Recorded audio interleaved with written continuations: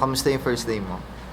May kabadong part pero tuwing nagpe-present po yung presenter, yung instructor po ay na-uplift po yung mga bad cells na nagbibigay ng ng negative na thoughts. Kaya ngayon po positive po ako. Kamusta? How's your first day siya? Actually masaya kasi dinidiscuss nila yung different activities ng company. So yun, looking forward, excited. Ano yung part na kinakabahan ka?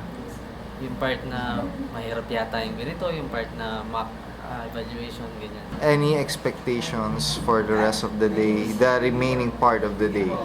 Well, I'm looking forward sa activity para ma-meet yung other people from the company. Yeah.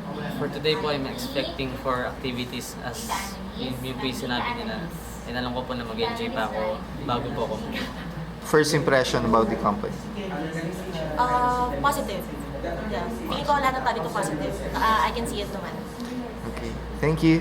You may proceed to your next class. Thank you. Okay. Thank you. Sige po. Sige, balikan na.